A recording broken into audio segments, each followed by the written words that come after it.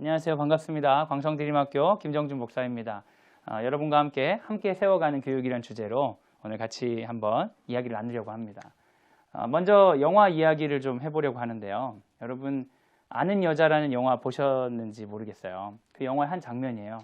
여기에 나오는 남자 주인공은 야구 선수인데 아는 여자가 이 남자에게 누군가가 결정적인 순간에 그 공을 잡아가지고 관중석에 갑자기 던져버리면 어떤 일이 일어날까?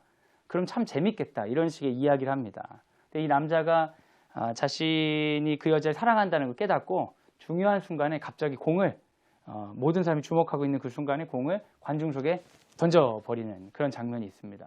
그래서 모든 사람에게 야유를 받고 이 사람은 이제 사랑을 얻게 되는 그런 내용이죠. 사랑한 여인을 위해 여인을 장난처럼 말했던 관중석에 공을 던지는 행동을 저지르고만 주인공이 과연 행복할까요? 불행할까요? 개인적으로는 이 사람은 승리할 수 있습니다. 하지만 이 팀은 분명히 패배했겠죠.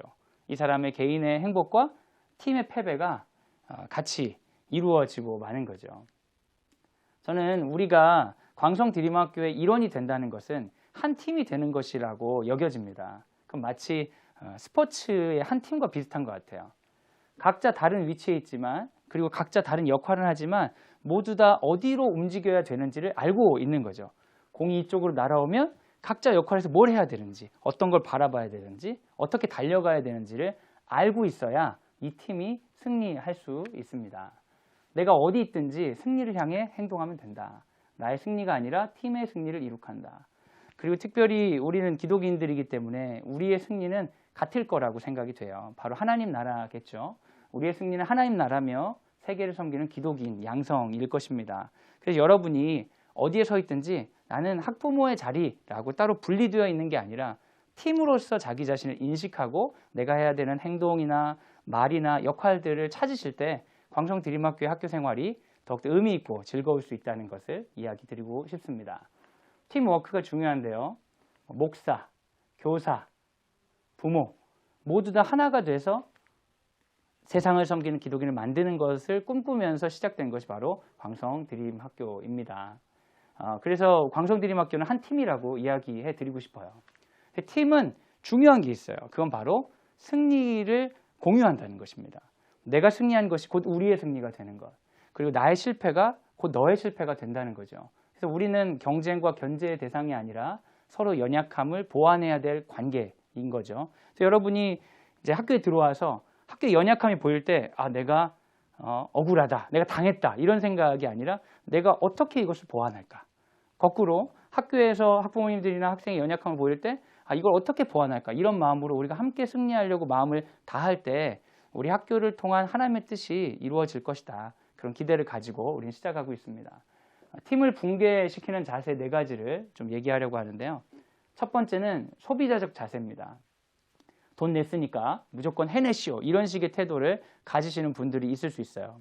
근데 여러분 아실지 모르겠지만 이 광성드림학교를 세우는 데 있어서 가장 큰 돈을 들인 곳은 바로 그 학교 맞은편에 있는 거룩한 빛 광성교회입니다. 200억 정도의 헌금을 투자했어요. 그럼 그 200억 정도의 헌금을 내신 분들이 실제로 여기서 학교 생활을 하고 있느냐, 그분들의 자녀들이 여기를 다니고 있느냐라고 하면 거의 그렇지 않습니다. 이분들은 광성드림학교를 통해 교육의 영역 가운데 하나님 나라 역사가 이루어지고 기대하면서 이것들을 투자한 거죠. 그러니까 여러분이 내신 학비 가지고 이 학교는 절대 운영되지 않아요. 어떻게 보면 그 학비를 내고 내가 돈을 냈으니까 많은 걸 요구하겠다라는 생각 자체는 굉장히 우스운 생각이고 어떻게 보면 굉장히 부끄러운 생각일 수 있어요. 여러분 한 100억 정도 헌금하시고 나서 요구하시면 받아들일 수 있을 것 같아요. 그렇지만 여러분 이런 태도는 우리 팀을 붕괴시킵니다. 많은 사람들이 헌신하고 이 자리를 만들었습니다. 우리 선생님들 중에 공립학교 선생님하고 월급을 같게 받는 선생님도 한 분도 없어요. 모두 다 희생하고 헌신하면서 이런 교육의 영역 가운데 하나님 나라를 꿈꾸고 우리 자녀들이 기독인재로 자라기를 원하는 마음으로 왔기 때문에 소비자적 자세를 가지는 분들은 이 팀을 붕괴시키는 분들이다. 그런 마음이 드실 것 같으면 빨리 나가시는 게 좋다. 이걸 꼭 기억해 주시면 좋겠습니다. 두 번째는 방관적 자세입니다. 난 상관없으니 다 당신 탓이오. 교육의 책임을 교육기관에 넘기는 방식은 우리나라에서 익숙합니다.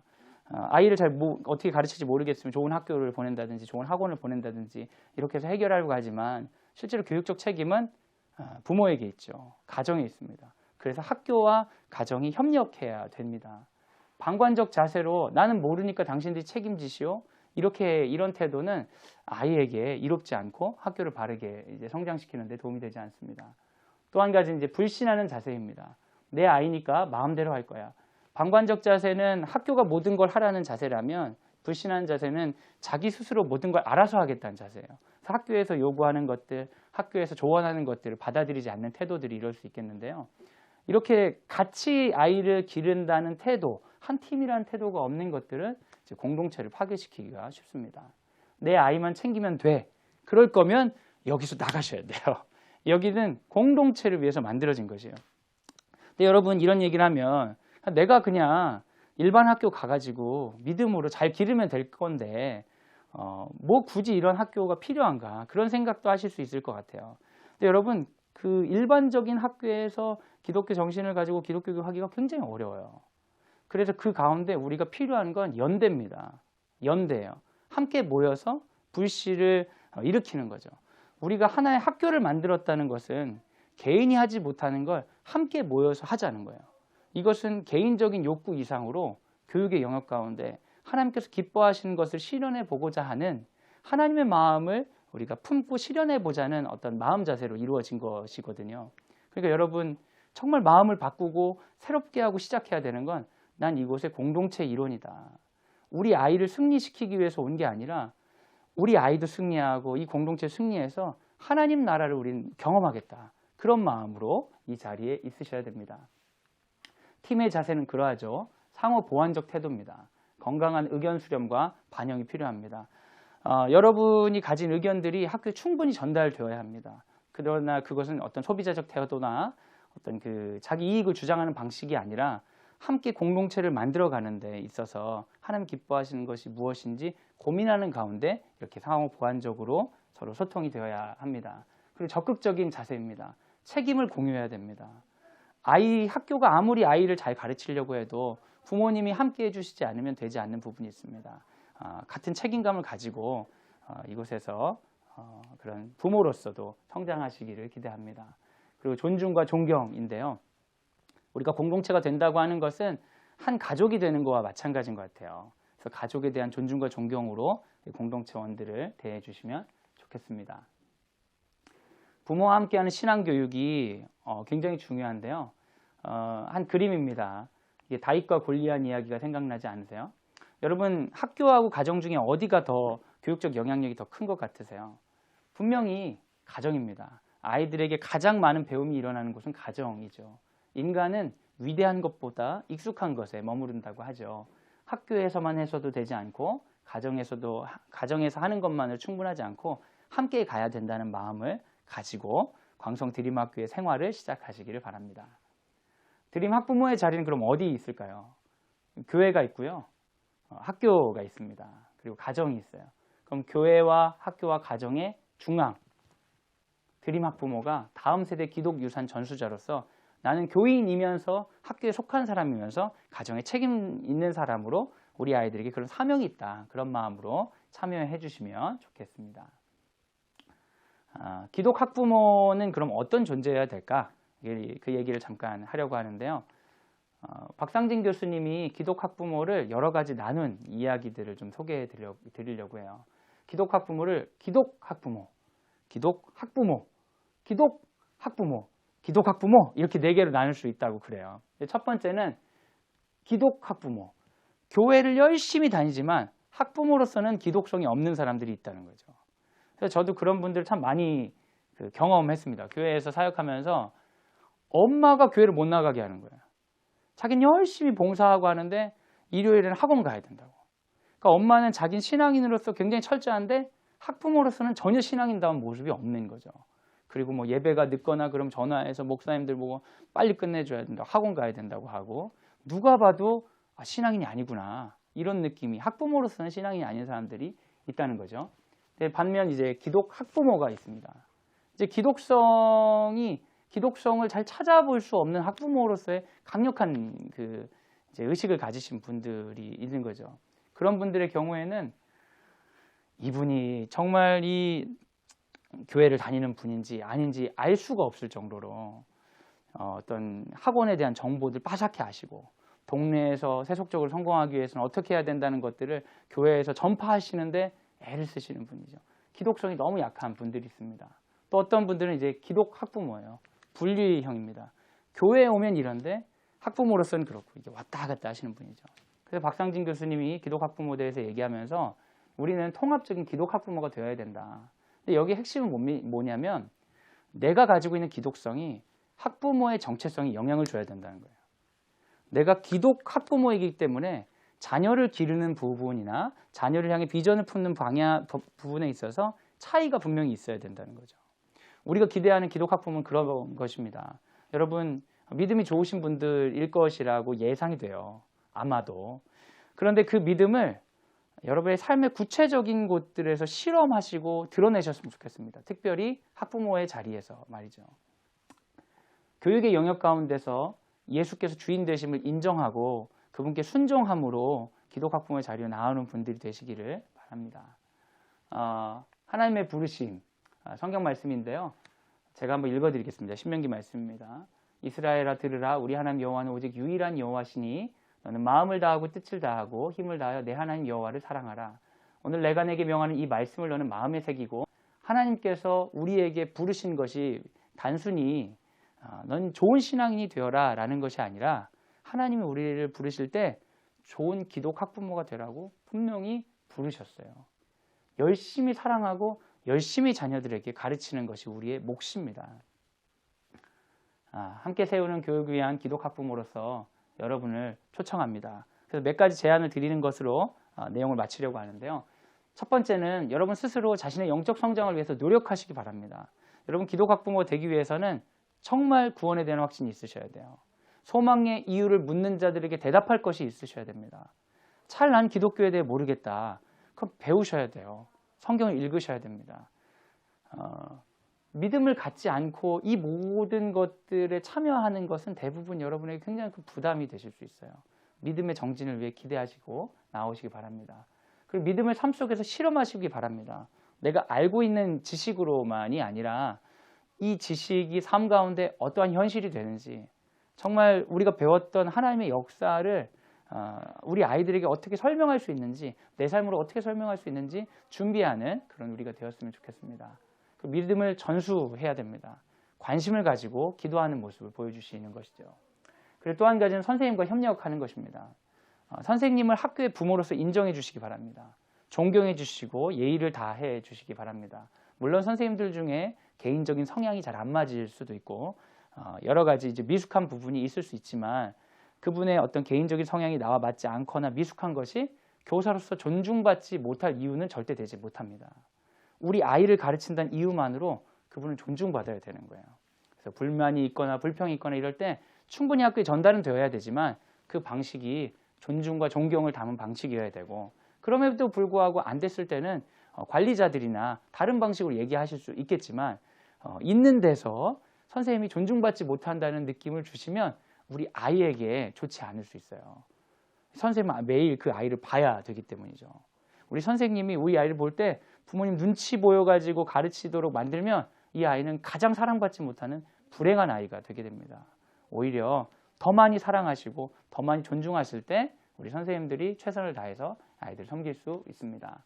적극적으로 의견을 제시해 주시고 적극적으로 경청해 주시기 바랍니다. 저는 개인적으로 상담을 공부해서 상담을 꽤 많이 하는데요.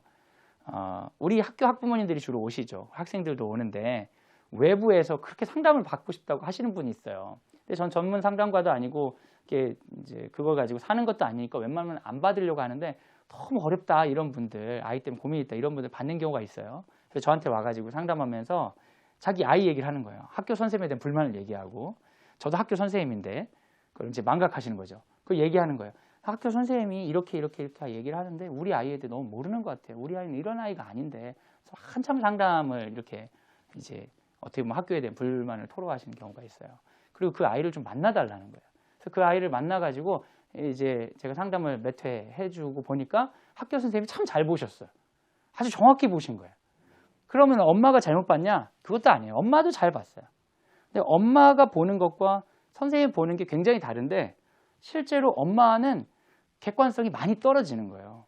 그래서 제가 그 선생님의 의견을 듣고 어머니의 얘기를 듣고 아이를 상담했을 때 아이가 했던 행동을 다 적어서 어머니께 보여드렸어요. 선생님이 이런 거 보고 이렇게 얘기했던 것 같아요. 그러니까 어머니가 이 얘기를 하시더라고요.